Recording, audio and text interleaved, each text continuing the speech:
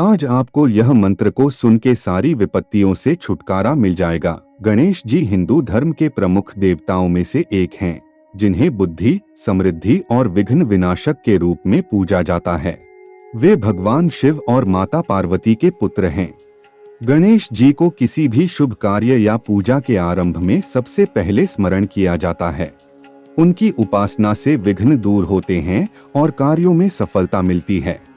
गणेश चतुर्थी उनका प्रमुख त्योहार है, जिसे बड़ी धूमधाम से मनाया जाता है। इस दिन उनकी प्रतिमा की स्थापना की जाती है और विशेष पूजा अर्चना की जाती है।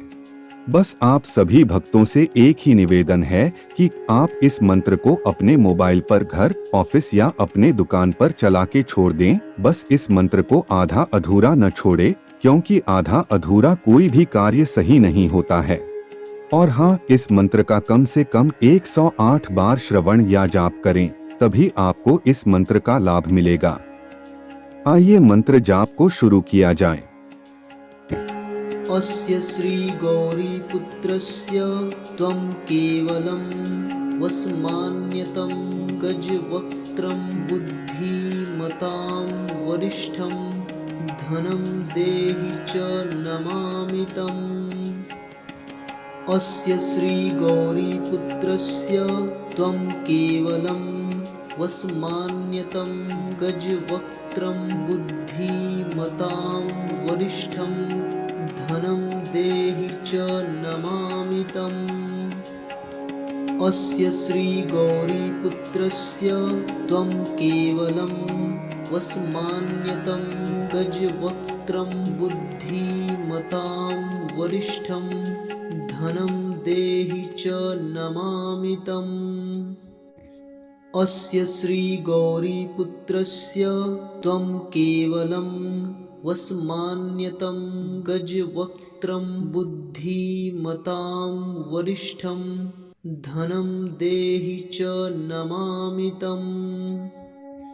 अस्य श्री गौरी पुत्रस्य त्वं केवलं वस्मान्यतं गजवक्त्रं बुद्धिमतां वरिष्ठं धनं देहि च नमामि तम्। अस्य श्री गौरी पुत्रस्य त्वं केवलं वस्मान्यतं गजवक्त्रं बुद्धिमतां वरिष्ठं धनं देहि च नमामि तम्। अस्य श्री गौरी पुत्रस्य त्वं केवलं वस्मान्यतं गजवक्त्रं बुद्धिमतां वरिष्ठं धनं देहि च नमामि तम्। अस्य श्री गौरी पुत्रस्य त्वं केवलं वस्मान्यतं गजवक्त्रं बुद्धिमतां वरिष्ठं धनं देहि च नमामि तम्। अस्य श्री गौरी पुत्रस्य त्वं केवलं वस्मान्यतं गजवक्त्रं बुद्धिमतां वरिष्ठं धनं देहि च नमामि तम्। अस्य श्री गौरी पुत्रस्य त्वं केवलं वस्मान्यतं गजवक्त्रं बुद्धिमतां वरिष्ठं धनं देहि च नमामि तम्। अस्य श्री गौरी पुत्रस्य त्वं केवलं वस्मान्यतं गजवक्त्रं बुद्धिमतां वरिष्ठं धनं देहि च नमामि तम्। अस्य श्री गौरी पुत्रस्य त्वं केवलं वस्मान्यतं गजवक्त्रं बुद्धिमतां वरिष्ठं धनं देहि च नमामि तम्। अस्य श्री गौरी पुत्रस्य त्वं केवलं वस्मान्यतं गजवक्त्रं बुद्धिमतां वरिष्ठं धनं देहि च नमामि तम्। अस्य श्री गौरी पुत्रस्य त्वं केवलं वस्मान्यतं गजवक्त्रं बुद्धिमतां वरिष्ठं धनं देहि च नमामि तम्। अस्य श्रीगौरीपुत्रस्य त्वं केवलं वस्मान्यतं गजवक्त्रं बुद्धिमतां वरिष्ठं धनं देहि च नमामि तम्। अस्य श्रीगौरीपुत्रस्य त्वं केवलं वस्मान्यतं गजवक्त्रं बुद्धिमतां वरिष्ठं धनं देहि च नमामि तम्। अस्य श्रीगौरीपुत्रस्य त्वं केवलं वस्मान्यतं गजवक्त्रं बुद्धिमतां वरिष्ठं धनं देहि च नमामि तम्। अस्य श्रीगौरीपुत्रस्य त्वं केवलं वस्मान्यतं गजवक्त्रं बुद्धिमतां वरिष्ठं धनं देहि च नमामि तम्। अस्य श्रीगौरीपुत्रस्य त्वं केवलं वस्मान्यतं गजवक्त्रं बुद्धिमतां वरिष्ठं धनं देहि च नमामि तम्।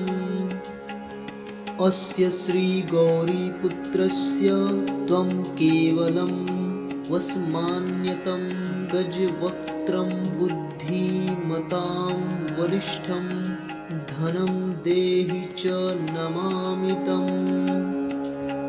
अस्य श्रीगौरीपुत्रस्य त्वं केवलं वस्मान्यतं गजवक्त्रं बुद्धिमतां वरिष्ठं धनं देहि च नमामि तम्। अस्य श्रीगौरीपुत्रस्य त्वं केवलं वस्मान्यतं गजवक्त्रं बुद्धिमतां वरिष्ठं धनं देहि च नमामि तम्। अस्य श्रीगौरीपुत्रस्य त्वं केवलं वस्मान्यतं गजवक्त्रं बुद्धिमतां वरिष्ठं धनं देहि च नमामि तम्। अस्य श्रीगौरीपुत्रस्य त्वं केवलं वस्मान्यतं गजवक्त्रं बुद्धिमतां वरिष्ठं धनं देहि च नमामि तम्। अस्य श्रीगौरीपुत्रस्य त्वं केवलं वस्मान्यतं गजवक्त्रं बुद्धिमतां वरिष्ठं धनं देहि च नमामि तम्। अस्य श्रीगौरीपुत्रस्य त्वं केवलं वस्मान्यतं गजवक्त्रं बुद्धिमतां वरिष्ठं धनं देहि च नमामि तम्। अस्य श्रीगौरीपुत्रस्य त्वं केवलं वस्मान्यतं गजवक्त्रं बुद्धिमतां वरिष्ठं धनं देहि च नमामि तम्।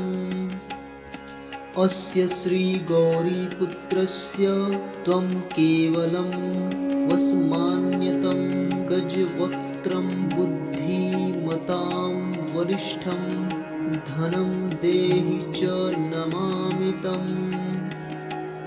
अस्य श्रीगौरीपुत्रस्य त्वं केवलं वस्मान्यतं गजवक्त्रं बुद्धिमतां वरिष्ठं धनं देहि च नमामि तम्। अस्य श्रीगौरीपुत्रस्य त्वं केवलं वस्मान्यतं गजवक्त्रं बुद्धिमतां वरिष्ठं धनं देहि च नमामि तम्। अस्य श्रीगौरीपुत्रस्य त्वं केवलं वस्मान्यतं गजवक्त्रं बुद्धिमतां बुद्धिमतां वरिष्ठं धनं देहि च नमामि तम्। अस्य श्रीगौरीपुत्रस्य त्वं केवलं वस्मान्यतं गजवक्त्रं बुद्धिमतां वरिष्ठं धनं देहि च नमामि तम्। अस्य श्रीगौरीपुत्रस्य त्वं केवलं वस्मान्यतं गजवक्त्रं बुद्धिमतां वरिष्ठं धनं देहि च नमामि तम्। अस्य श्रीगौरीपुत्रस्य त्वं केवलं वस्मान्यतं गजवक्त्रं बुद्धिमतां वरिष्ठं धनं देहि च नमामि तम्। अस्य श्रीगौरीपुत्रस्य त्वं केवलं वस्मान्यतं गजवक्त्रं बुद्धिमतां वरिष्ठं धनं देहि च नमामि तम्। अस्य श्रीगौरीपुत्रस्य त्वं केवलं वस्मान्यतं गजवक्त्रं बुद्धिमतां वरिष्ठं धनं देहि च नमामि तम्। अस्य श्रीगौरीपुत्रस्य त्वं केवलं वस्मान्यतं गजवक्त्रं बुद्धिमतां वरिष्ठं धनं देहि च नमामि तम्। अस्य श्रीगौरीपुत्रस्य त्वं केवलं वस्मान्यतं गजवक्त्रं बुद्धिमतां वरिष्ठं धनं देहि च नमामि तम्। अस्य श्रीगौरीपुत्रस्य त्वं केवलं वस्मान्यतं गजवक्त्रं बुद्धिमतां वरिष्ठं धनं देहि च नमामि तम्। अस्य श्रीगौरीपुत्रस्य त्वं केवलं वस्मान्यतं गजवक्त्रं बुद्धिमतां वरिष्ठं धनं देहि च नमामि तम्।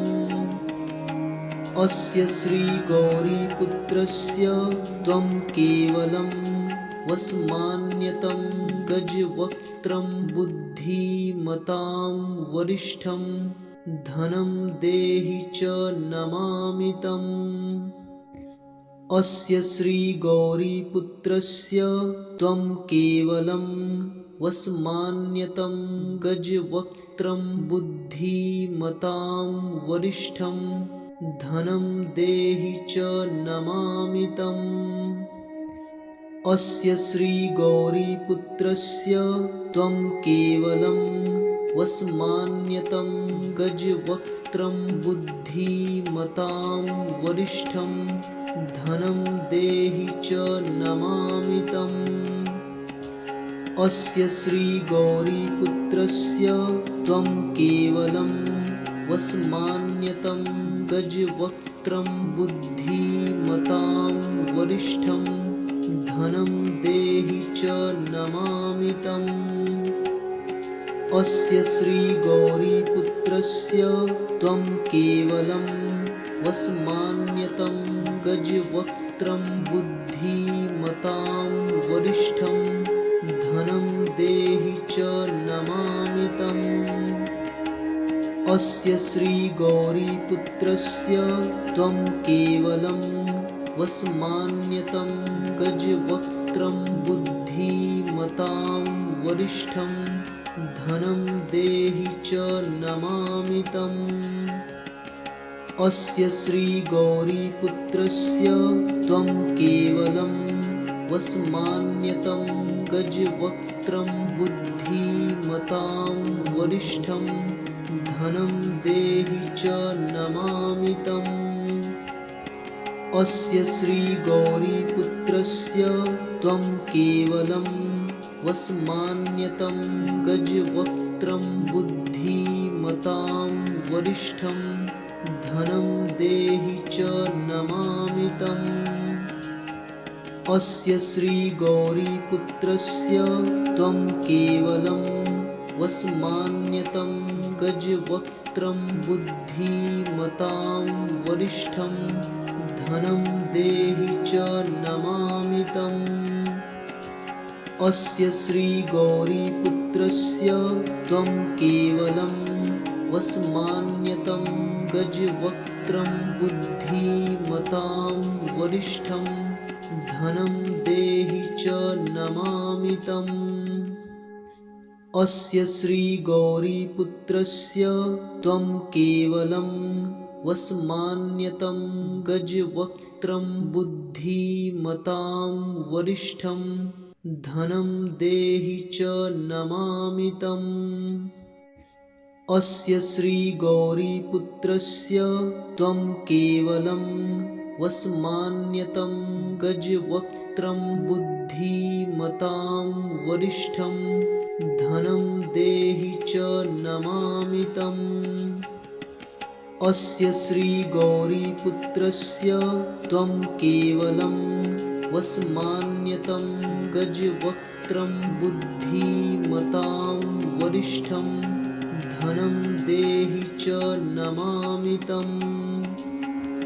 अस्य श्रीगौरीपुत्रस्य त्वं केवलं वस्मान्यतं गजवक्त्रं बुद्धिमतां वरिष्ठं धनं देहि च नमामि तम्।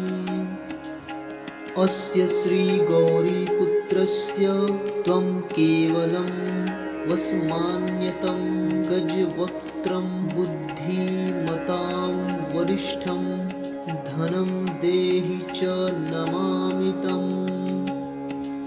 अस्य श्रीगौरीपुत्रस्य त्वं केवलं वस्मान्यतं गजवक्त्रं बुद्धिमतां वरिष्ठं धनं देहि च नमामि तम्।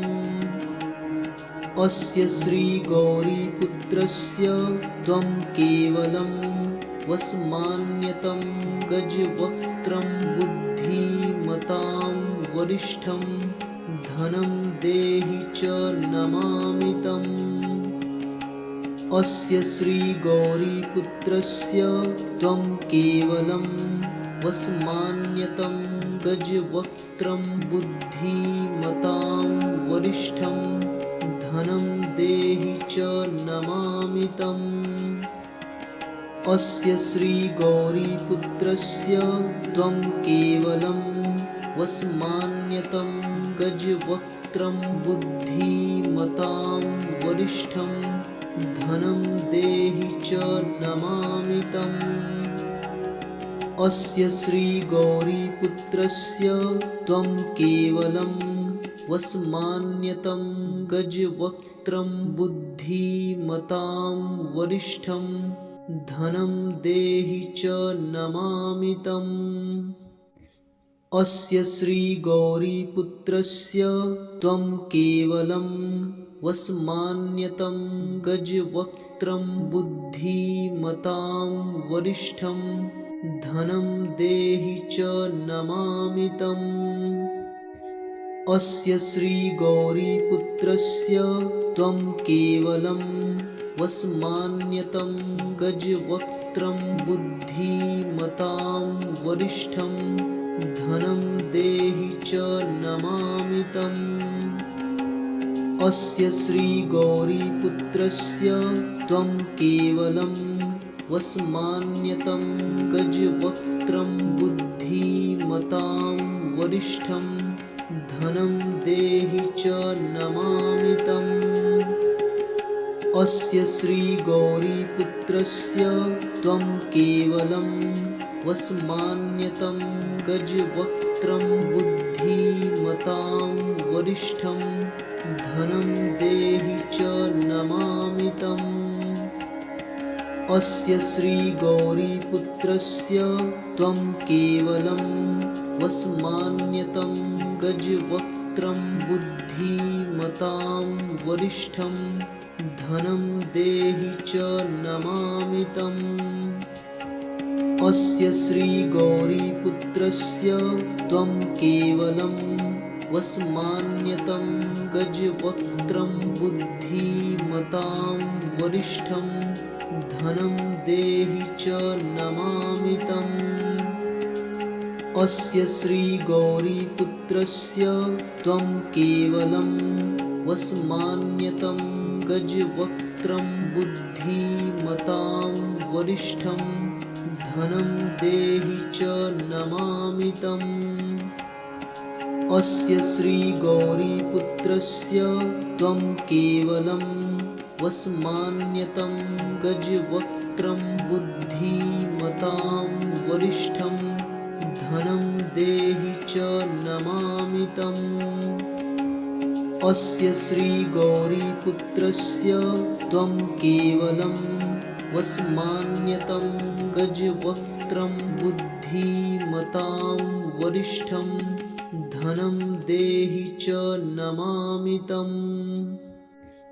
अस्य श्रीगौरीपुत्रस्य त्वं केवलं वस्मान्यतं गजवक्त्रं बुद्धिमतां वरिष्ठं धनं देहि च नमामि तम्।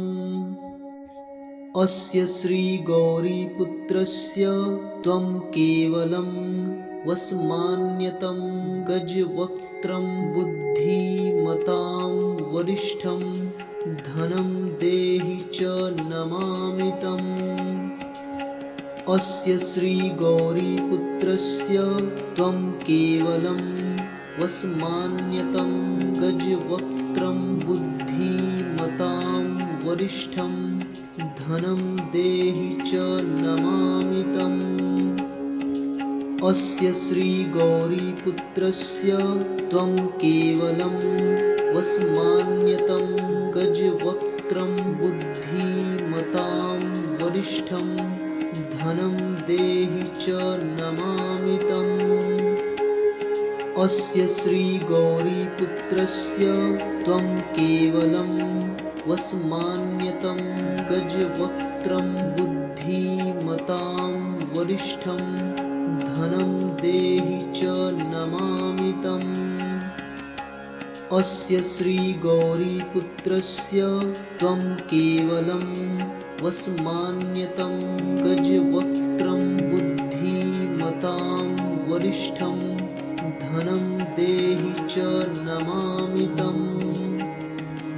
अस्य श्रीगौरीपुत्रस्य त्वं केवलं वस्मान्यतं गजवक्त्रं बुद्धिमतां वरिष्ठं धनं देहि च नमामि तम्।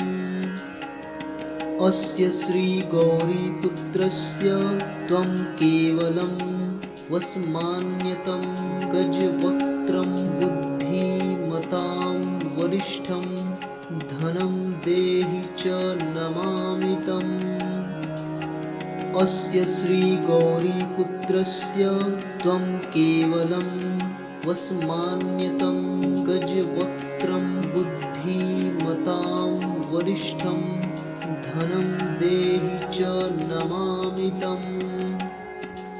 अस्य श्रीगौरीपुत्रस्य त्वं केवलं वस्मान्यतं गजवक्त्रं बुद्धिमतां वरिष्ठं धनं देहि च नमामि तम्।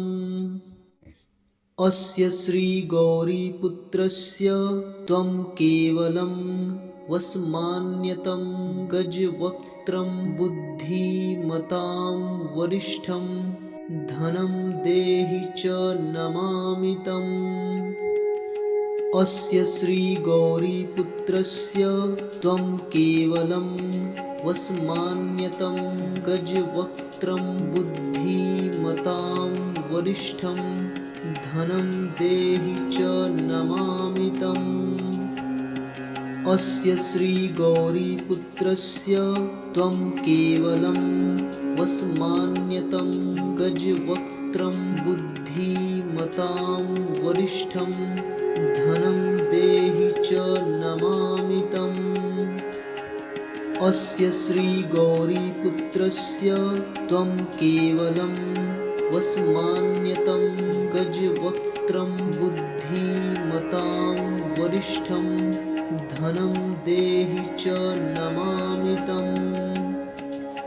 अस्य श्रीगौरीपुत्रस्य त्वं केवलं वस्मान्यतं गजवक्त्रं बुद्धिमतां वरिष्ठं धनं देहि च नमामि तम्।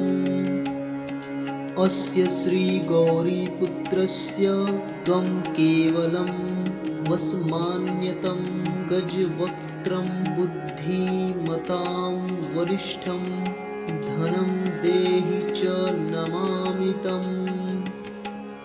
अस्य श्रीगौरीपुत्रस्य त्वं केवलं वस्मान्यतं गजवक्त्रं बुद्धिमतां वरिष्ठं धनं देहि च नमामि तम्। अस्य श्रीगौरीपुत्रस्य त्वं केवलं वस्मान्यतं गजवक्त्रं बुद्धिमतां वरिष्ठं धनं देहि च नमामि तम्। अस्य श्रीगौरीपुत्रस्य त्वं केवलं वस्मान्यतं गजवक्त्रं बुद्धिमतां वरिष्ठं धनं देहि च नमामि तम्। अस्य श्रीगौरीपुत्रस्य त्वं केवलं वस्मान्यतं गजवक्त्रं बुद्धिमतां वरिष्ठं धनं देहि च नमामि तम्। अस्य श्रीगौरीपुत्रस्य त्वं केवलं वस्मान्यतं गजवक्त्रं बुद्धिमतां वरिष्ठं धनं देहि च नमामि तम्। अस्य श्रीगौरीपुत्रस्य त्वं केवलं वस्मान्यतं गजवक्त्रं बुद्धिमतां वरिष्ठं धनं देहि च नमामि तम्। अस्य श्रीगौरीपुत्रस्य त्वं केवलं वस्मान्यतं गजवक्त्रं बुद्धिमतां वरिष्ठं धनं देहि च नमामि तम्। अस्य श्रीगौरीपुत्रस्य त्वं केवलं वस्मान्यतं गजवक्त्रं बुद्धिमतां वरिष्ठं धनं देहि च नमामि तम्। अस्य श्रीगौरीपुत्रस्य त्वं केवलं वस्मान्यतं गजवक्त्रं बुद्धिमतां वरिष्ठं धनं देहि च नमामि तम्। अस्य श्रीगौरीपुत्रस्य त्वं केवलं वस्मान्यतं गजवक्त्रं बुद्धिमतां वरिष्ठं धनं देहि च नमामि तम्। अस्य श्रीगौरीपुत्रस्य त्वं केवलं वस्मान्यतं गजवक्त्रं बुद्धिमतां वरिष्ठं धनं देहि च नमामि तम्। अस्य श्रीगौरीपुत्रस्य त्वं केवलं वस्मान्यतं गजवक्त्रं बुद्धिमतां वरिष्ठं धनं देहि च नमामि तम्। अस्य श्रीगौरीपुत्रस्य त्वं केवलं वस्मान्यतं गजवक्त्रं बुद्धिमतां वरिष्ठं धनं देहि च नमामि तम्। अस्य श्रीगौरीपुत्रस्य त्वं केवलं वस्मान्यतं गजवक्त्रं बुद्धिमतां वरिष्ठं धनं देहि च नमामि तम्। अस्य श्रीगौरीपुत्रस्य त्वं केवलं वस्मान्यतं गजवक्त्रं बुद्धिमतां वरिष्ठं धनं देहि च नमामि तम्। अस्य श्रीगौरीपुत्रस्य त्वं केवलं वस्मान्यतं गजवक्त्रं बुद्धिमतां वरिष्ठं धनं देहि च नमामि तम्। अस्य श्रीगौरीपुत्रस्य त्वं केवलं वस्मान्यतं गजवक्त्रं बुद्धिमतां वरिष्ठं धनं देहि च नमामि तम्। अस्य श्रीगौरीपुत्रस्य त्वं केवलं वस्मान्यतं गजवक्त्रं बुद्धिमतां वरिष्ठं धनं देहि च नमामि तम्। अस्य श्रीगौरीपुत्रस्य त्वं केवलं वस्मान्यतं गजवक्त्रं बुद्धिमतां वरिष्ठं धनं देहि च नमामि तम्। अस्य श्रीगौरीपुत्रस्य त्वं केवलं वस्मान्यतं गजवक्त्रं बुद्धिमतां वरिष्ठं धनं देहि च नमामि तम्। अस्य श्रीगौरीपुत्रस्य त्वं केवलं वस्मान्यतं गजवक्त्रं बुद्धिमतां वरिष्ठं धनं देहि च नमामि तम्। अस्य श्रीगौरीपुत्रस्य त्वं केवलं वस्मान्यतं गजवक्त्रं बुद्धिमतां वरिष्ठं धनं देहि च नमामि तम्। अस्य श्रीगौरीपुत्रस्य त्वं केवलं वस्मान्यतं गजवक्त्रं बुद्धिमतां वरिष्ठं धनं देहि च नमामि तम्। अस्य श्रीगौरीपुत्रस्य त्वं केवलं वस्मान्यतं गजवक्त्रं बुद्धिमतां वरिष्ठं धनं देहि च नमामि तम्। अस्य श्रीगौरीपुत्रस्य त्वं केवलं वस्मान्यतं गजवक्त्रं बुद्धिमतां वरिष्ठं धनं देहि च नमामि तम्।